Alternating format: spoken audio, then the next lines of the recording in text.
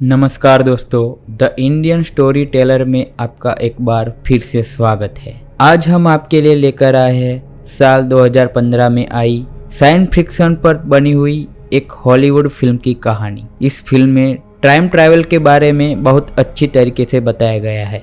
इस फिल्म का नाम है फ्लाइट वर्ल्ड वॉर 2। ये फिल्म टाइम ट्रैवल बेस पर बनी हुई एक फिल्म है। इस फिल्म को डायरेक्ट किया है एमिल एडविन स्मिथ ने और इस फिल्म के लीड रोल में हैं फरहान ताहिर, एक्विला जोल और रॉबी काय। वास्तव में एक हवाई जहाज जो कि तूफान में फंसने के कारण टाइम ट्रैवल कर जाता है और प्रेजेंट में से ये हवाई जहाज पास्ट में पहुंच जाता है। ये हवाई जहाज साल 1940 में चल रहे वर्ल्ड वॉर 2 में चला जाता है। ये फिल्म हमको टाइम ट्रैवल की थियरी पर सोचने को मजबूर कर देती है।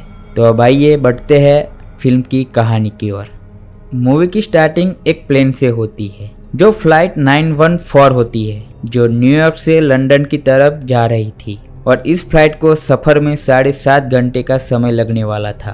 फ्लाइट में सब कुछ ठीक चल रहा था। एयर होस्टेज सबको खाना और पानी दे रही थी। इस प्लेन को 2 पायलट चला रहे थे, विलियम जो कि एक सीनियर पायलट था और दूसरा डैनियल जो कि विलियम का जूनियर था। वो दोनों प्लेन के सारे इंस्ट्रूमेंट चेक कर रहे थे जो कि पूरी तरह से ठीक काम कर रहे थे, मगर उसके बाद ही प्लेन के सारे इंस्ट्रूमेंट में गड़बड़ी शुरू हो जाती है। विलियम तुरंत ही एयर ट्रैफिक कंट्रोल को सारी खामियां बता देता है। एयर ट्रैफिक कंट्रोल वाले उन्हें आगे का रास्ता क्लियर बताकर सीधा चलने का निर्देश देते हैं, मगर तभी उनके सामने एक अजीब सा तूफान आ जाता है जिससे पूरा प्लेन जोर से हिलने लगता है। उस तूफान ने एक पोर्टल जैसा दिखने वाला एक क्लाउड ओपन कर देता है। तब विलियम प्लेन को उस तूफान के बीच से निकालने का फैसला लेता है। प्लेन जितना ही उस पोर्टल के करीब जा रहा था उतनी ही तेजी से हिलने लगता है। जैसे ही विलियम और डैनियल प्लेन को उस तूफान से निकालने की कोशिश करते हैं तो वो प्लेन उस पोर्टल में से जाता हुआ दूसरी तरफ निकल जाता है। जैसे ही प्लेन दूसरी तरफ पहुंच जाता है तो सब देखते हैं कि बाहर रात हो चुकी थी। इस हादसे के कारण प्लेन में बैठे सभी यात्री काफी घबरा गए थे। इसलिए विलियम सभी से कहता है कि हम तूफान से निकल चुके हैं और आगे का रास्ता बिल्कुल सेफ है, मगर विलियम अंदर ही अंदर जानता था कि कुछ तो गड़बड़ है। उस पोर्टल को पार करते ही प्लेन के सारे इंस्ट्रूमेंट काम करना बंद कर देते हैं और प्लेन में बैठे सभी यात्रियों के सेलफोन और लैपटॉप के सभी नेटवर्क काम करना भी बंद कर देते हैं। तब डैनियल प्लेन की सभी इंस्ट्रूमेंट को चेक करता है तो उनमें उसे कोई खराबी नहीं दिखती है। इस समय उनके प्लेन में से सिर्फ प्लेन का रडार सिस्टम पूरी तरह से ठीक काम कर रहा था। फिर विलियम एयर ट्रैफिक कंट्रोल को कांटेक्ट करके उनसे मदद मांगने की कोशिश करता है, लेकिन विलियम उनसे कांटेक्ट नहीं कर पा रहा था। उस प्लेन में 2 आदमी सवार थे जो कि हिस्ट्री के प्रोफेसर थे। वो दोनों लंदन में हिस्ट्री के सेमिनार में शामिल होने जा रहे थे। उन्हीं के पीछे एक बुजुर्ग व्यक्ति बैठा था जो कि अपनी डायरी में अपनी आसपास की सभी घटनाओं को लिखता रहता था। अब प्लेन को उड़ते हुए काफ़ी समय हो चुका था। इस दौरान डैनियल की नज़र प्लेन की रडार पर पड़ती है, जिसके अनुसार वे उस हवाई क्षेत्र में बिल्कुल अकेले उड़ रहे थे। उनके आसपास किसी दूसरे प्लेन का कोई नामो निशान नहीं था। तब उन्हें लगता है कि शायद तूफान के कारण उनके रडार पर कुछ नहीं दिख रहा और इस तरह काफ़ी टाइम निकल जाता है। उसके बाद विलियम प्लेन को बादलों के नीचे लाकर किसी शिपिंग लेन या कार्गो शिप से रास्ते का पता लगाने की कोशिश करता है। विलियम जब प्लेन को नीचे लाकर कुछ दूर आगे बढ़ाता है तब उसे रडार में कुछ प्लेन के होने का सिग्नल मिलता है। जैसे ही विलियम प्लेन को आगे चलाता है तो विलियम को आग जलती हुई दिखाई देती है और जब वे वहां पर पहुंचते हैं तो वहां पर बहुत सारे प्लेन्स द्वारा बम से हमला किया जा रहा था। उस जगह पर बहुत सारे फाइटर प्लेन थे जो किसी शहर को हमले से बर्बाद कर रहे थे। ये सब देखकर दोनों पायलट और सभी यात्री बहुत चौंक जाते हैं। उन्हें बिल्कुल समझ नहीं आता कि आखिर वहां पर हो क्या रहा है। तभी कुछ फाइटर प्लेन उनके पीछे भी लग जाते हैं। तभी विलियम प्लेन को बचाने के लिए वापस बादलों के ऊपर चला जाता है, मगर उस प्लेन में बैठे हुए 2 आदमी बेनेट और डेल जो हिस्ट्री के प्रोफेसर थे, वे उन जहाज़ों को देखकर सब कुछ समझ जाते हैं वे दोनों तुरंत जाकर विलियम को बताते हैं जो उन्होंने फाइटर प्लेन देखे थे वह जियो 88 थे और उन फाइटर प्लेन को 1945 के बाद से कभी नहीं देखा गया था।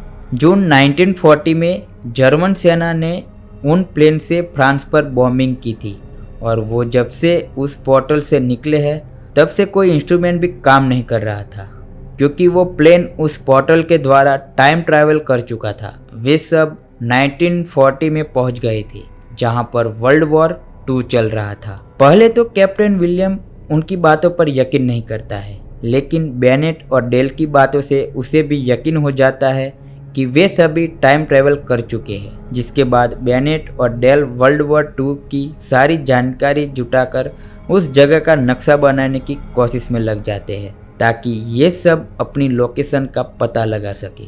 और कैप्टन विलियम लगातार एयर कंट्रोल से बात करने की कोशिश में लगा रहता है। तभी उनका कांटेक्ट नाइजेल नाम के एक सैनिक से होता है जो कि एक ब्रिटिश सेना का सैनिक होता है। विलियम उसे कहता है कि वो लोग रास्ता भटक चुके हैं और वे सब फंस चुके हैं। नाइजेल उसे बताता है कि वो लोग जर्मन सेना के एक वॉर जोन में उड़ान भर रहे हैं और उन्हें यहाँ पर नहीं होना चाहिए। विलियम और डैनियल को नाइजेल से पता चलता है कि वो 17 जून 1940 में आ गए हैं और जहाँ पर वर्ल्ड वॉर 2 चल रहा था वे उस प्लेन के साथ हवाई वॉर जोन में उड़ रहे थे। इसी दौरान बेनेट और डेल अपनी लोकेशन का अंदाज़ा लगाकर विलियम के पास पहुंच जाते हैं, मगर प्लेन में बैठा एक दूसरा आदमी उनकी सारी बातें सुन लेता है और प्लेन में बैठे सभी यात्री को बता देता है, जिससे उन सभी यात्रियों में टेंशन का माहौल बढ़ जाता है। अब प्लेन को लगातार उड़ते हुए 150 मिनट हो चुके थे, जिसके कारण उनका फ्यूल भी आधा हो चुका था। उसके बाद विलियम नाइजेल से कांटेक्ट करता है और उसे प्लेन को लैंड कराने के लिए एक सुरक्षित रनवे मांगता है ताकि वे फ्यूल खत्म होने से पहले अपने हवाई जहाज को लैंड करा सके। मगर दूसरी तरफ नाइजेल उसे बताता है कि जर्मन सेना को उनके प्लेन की वॉर जोन में होने का पता चल चुका है और वे उन पर हमला करने का प्लान बना रहे हैं। इसलिए नाइजेल विलियम से अपने प्लेन का रास्ता बदलकर वापस बादलों के ऊपर जाने के लिए कहता है, मगर उनके बादलों के ऊपर जाने से पहले ही जर्मन सेना के कई सारे फाइटर प्लेन्स वहां पर आकर उन पर अटैक कर देते हैं। विलियम और डैनियल दोनों मिलकर प्लेन को उनके हमले से बचाने की कोशिश में लग जाते हैं, मगर जर्मन फाइटर प्लेन्स उन पर लगातार हमला करते जा रहे थे। तब विलियम प्लेन को तेजी से नीचे ले जाकर तुरंत ऊपर ले आता है, जिससे कुछ जर्मन प्लेन जमीन में टकराकर तबाह हो जाते हैं। लेकिन उन फाइटर प्लेन की फायरिंग में एक गोली डैनियल को छूकर निकल जाती है, जिससे डैनियल घायल हो जाता है और फिर विलियम तुरंत प्लेन को बादलों के ऊपर ले जाकर जर्मन फाइटर प्लेन की रेंज से दूर निकल जाता है। अब इस हमले में प्लेन के सभी यात्री बहुत घबरा जाते हैं। तब कैप्टन विलियम सभी लोगों को सच्चाई बताने का फैसला करता है और उन लोगों को प्लेन द्वारा टाइम ट्रैवल करने की पूरी बात बताकर उनसे प्रॉब्लम से निकलने की मदद मांगता है। तब टेरेसा और हेक्टर उसकी मदद के लिए तैयार हो जाते हैं, जो कि उनके प्लेन का आगे वाला लैंडिंग गियर खराब हो चुका था। इसलिए ये तीनों विलियम, टेरेसा और हेक्टर उसे ठीक करने के लिए प्लेन के निचले हिस्से में चले जाते हैं। उस प्लेन का लैंडिंग गियर अटक चुका था और इसके बिना वो लैंडिंग नहीं कर सकते थे। फिर हेक्टर लैंडिंग गियर के ऊपर उतरकर उसे ठीक करने के लिए नीचे उतरता है। बाद में वापस आने की कोशिश में उसका पैर फिसल जाता है। हेक्टर यहाँ प्लेन से नीचे गिरने से बाल बाल बच जाता है। अब प्लेन में सिर्फ 90 मिनट का ही फ्यूल बचा था और उन्हें जल्दी ही प्लेन को लैंड करवाना था। फिर विलियम तुरंत वापस बादलों से नीचे आकर नाइजेल को उसकी फ्रीक्वेंसी पर कांटेक्ट करता है, मगर इस दौरान जर्मन फाइटर प्लेन फिर से आकर उन पर हमला कर देते हैं और एक मिसाइल हमले में प्लेन की कुछ विंडोज भी टूट जाती है। विलियम अपनी होशियारी और बहादुरी से दोनों प्लेन को हवा में ही तबाह कर देता है और फिर से बादलों के ऊपर चला जाता है ताकि वे जर्मन फाइटर प्लेन से बच सके। इस सब में उन्हें एक बात समझ में आती है कि जब भी फाइटर प्लेन आते हैं तब रडार एक वार्निंग देता है, जिससे उन्हें फाइटर प्लेन का आने का पता मिल जाता है। वो सोचते हैं कि अगर यही रडार सिस्टम जमीन पर भी हो तो वो दुश्मन के प्लेन को ट्रैक कर सकते हैं, जिससे वो बचे रह सकते हैं। तब वे सब मिलकर उस रडार सिस्टम को नाइजिल को देने का फैसला करते हैं, ताकि उनके लिए एक एयर ट्रैफिक कंट्रोल सिस्टम बन जाए और दुश्मनों से दूर रहते हुए सीधा उड़ सके। अब उन्हें यहाँ से बचने के लिए वापस इसी तरह के किसी तूफान का इंतज़ार करना था, जिस तूफान में फंसकर वो टाइम ट्रैवल के द्वारा पास्ट में आ गए थे, और वही तूफान उन्हें वापस टाइम ट्रैवल करके उन्हें वापस उनके प्रेजेंट टाइम में ले जा सकता था। उसके बाद डैनियल बैनेट और डेल पूरी रडार सिस्टम को तैयार करके एक टेम्पररी पैराशूट की हेल्प से ड्रॉप कर देते हैं। यह रडार सिस्टम एक जंगल में जाकर गिरता है, जहां पर उसे ब्रिटिश सेना द्वारा ले लिया जाता है और फिर उस रडार सिस्टम को आर्मी बेस पर लाया जाता है। मगर इसी दौरान जर्मन फाइटर प्लेन्स उनके प्लेन पर फिर से हमला कर देते हैं, जिससे उस प्लेन में एक बड़ा छेद हो जाता है और उस छेद के कारण 2 यात्री प्लेन से नीचे गिर जाते हैं और उनकी मौत हो जाती है। अब उनके हवाई जहाज का फ्यूल लगभग खत्म होने की ही कगार पर था, इसलिए वे हवाई जहाज को तुरंत बादलों से ऊपर ले जाने का फैसला करते हैं। नाइजिल उस रडार सिस्टम को जल्दी से इंस्टॉल कर विलियम को वॉर जोन से निकालने का एक रास्ता बताता है, लेकिन इसी दौरान जर्मन फाइटर प्लेनों ने चारों तरफ से उस प्लेन को घेर लेते हैं। लेकिन तभी उन फाइटर प्लेन्स पर ब्रिटिश सेना के प्लेन हमला कर देते हैं, जिससे उस हवाई जहाज को बचा लेते हैं।